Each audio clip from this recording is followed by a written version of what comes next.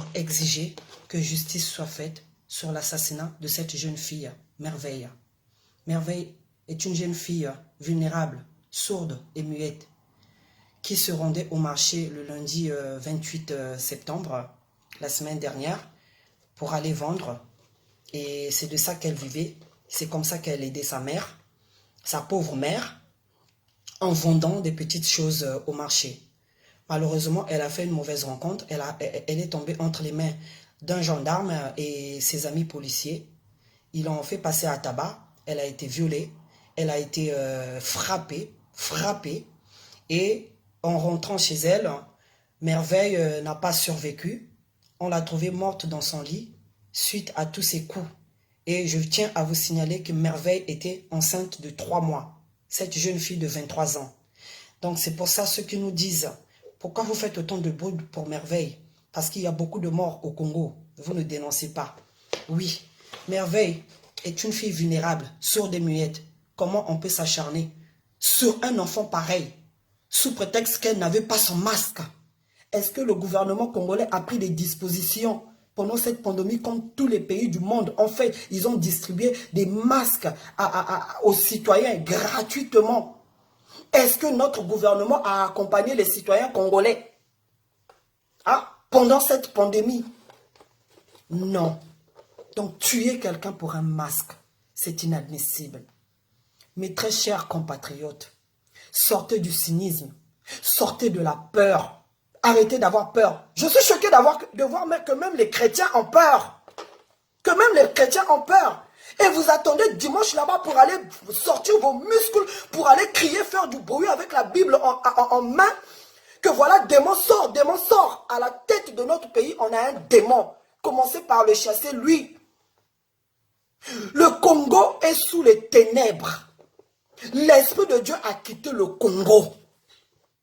Chaque année au Congo-Brazzaville, on compte au moins 100 000 morts. Accident par-ci, accident par-là. Tous les jours, il y a des morts au CHU. Tous les jours, il y a des morts parce qu'ils n'ont pas de médicaments, parce qu'ils n'ont pas des soins adaptés. Parce que les routes ne sont pas bonnes, il y a des accidents. Tous les jours, il y a des morts. Mais personne ne bouge son petit bout de doigt. Personne ne lève sa voix. Même ceux qui se disent qu'ils ont l'esprit de Dieu, qui sont la tête et non la queue, qui nous font beaucoup de bruit dans les églises, ont peur de dénoncer. La justice fait partie du royaume de Dieu.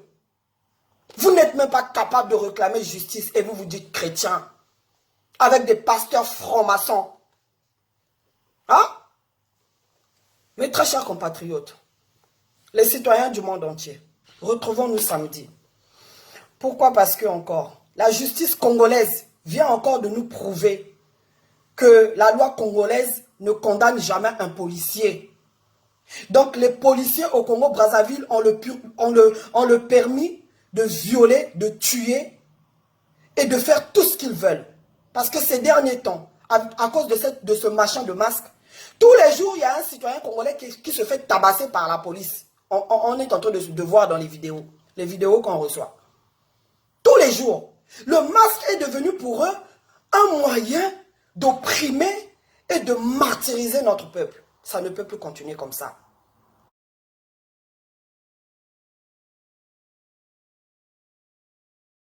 France. Lorsque je parle de la France, je ne vise pas le citoyen lambda français. Je vise la classe politique française.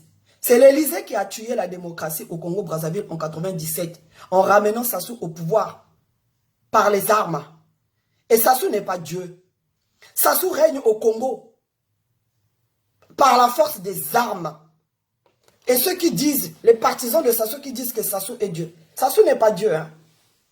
Si Sassou était Dieu, il allait commencer par ressusciter sa fille Edith Bongo qu'il a tant aimée. Et le pouvoir de Sassou ne vient pas de Dieu. Le pouvoir de Sassou vient de la force des armes. Avec une opposition qui l'enrichit, avec une opposition qui l'entretient lui, c'est lui qui décide si un opposant doit sortir ou pas. Les séjours des opposants sont aux frais de Sassou. De face à des cas pareils, l'opposition est inexistante. Hier, mardi 6 octobre, a eu lieu les obsèques de la jeune fille Merveille. l'opposition était invisible. Le corps, la dépouille de cette jeune fille a été confisquée parce que M. Sassou Nguesso, depuis Brazzaville, a dépêché un convoi de policiers pour aller prendre le contrôle des obsèques de cette jeune fille. On a imposé aux parents d'aller enterrer cette jeune fille dans un village, dans un autre village que dans la ville de Nkaï, là où elle vivait avec ses parents. Les parents ont été interdits de s'incliner devant la dépouille de leur fille. Donc, pas d'image. Personne n'avait le droit de filmer, personne n'avait le droit de faire même une photo de la dépouille de Merveille, qui a été enterrée hier sous le silence et sous le silence total. Personne n'a vu par où est passée la dépouille de Merveille. Et vous voulez que les gens continuent à accepter ça? On est où là? Hein? Nous savons que le Congo n'est pas une république. Le Congo est devenu une jungle. Un régime totalitaire, autocrate, autoritaire. Mais le Congo n'a pas besoin d'hommes forts. Hein? Malheureusement, c'est la loi du plus fort. Le plus fort fait ce qu'il veut et il sait qu'il est au-dessus de la loi. On n'a pas besoin de ça. On a besoin que vous travaillez, que vous nous construisez des routes, que vous nous construisez des écoles et des hôpitaux, que le Congolais ait le minimum vital, que les étudiants congolais partout dans le monde perçoivent leur bourse mensuellement. On a besoin que les retraités, des gens qui ont travaillé toute leur vie, qui ont cotisé, perçoivent leur pension retraite tous les mois. Aujourd'hui, Sassou ne paye les fonctionnaires, il essaye de payer les fonctionnaires parce qu'il a peur de la police, que la police se retourne contre lui, il a peur d'un coup d'État. Il est obligé de payer les fonctionnaires, mais ces fonctionnaires-là, ils ont déjà des arriérés de salaire, plusieurs arriérés de salaire, impayés de salaire de plusieurs mois. Donc les fonctionnaires congolais vivent de dette en dette. Quand le salaire arrive, ils doivent payer les dettes qu'ils ont accumulées des précédents mois quand il n'y avait pas de salaire. Tout simplement parce que Sassou a peur d'un coup d'État. Sassou a réuni les généraux chez lui à Oyo le mois dernier. Il les a corrompus, il les a donné l'argent parce qu'il ne veut pas qu'il y ait des Dadis Camara au Congo. Donc le pouvoir de Sassou est aux abois. Sassou ne sait plus sur quel pied danser. C'est pour ça que je viens encore interpeller les enfants Sassou. Sassou a même des neveux qui sont pasteurs. Votre mission pastorale là, vous ne pouvez pas prêcher à votre oncle. Hein? Parce que sachez-le que ce que Sassou est en train de faire subir aux Congolais, Sassou, toutes les pages sombres du Congo, les Congolais l'ont subi sous Sassou. Toutes les pages sombres. Sassou a endeuillé des milliers de familles congolaises. Vous les enfants Sassou, votre père n'est pas éternel, votre père ses jours sont comptés. Vous là, comment vous allez regarder les Congolais dans les yeux? Vous ne pouvez pas dire à votre père qu'il est temps qu'il s'arrête, qu'il est temps que ça s'arrête, qu'il est temps qu'il cesse ses crimes sur les Congolais. Hein? Il va continuer à tuer les Congolais jusqu'à quand? Hein?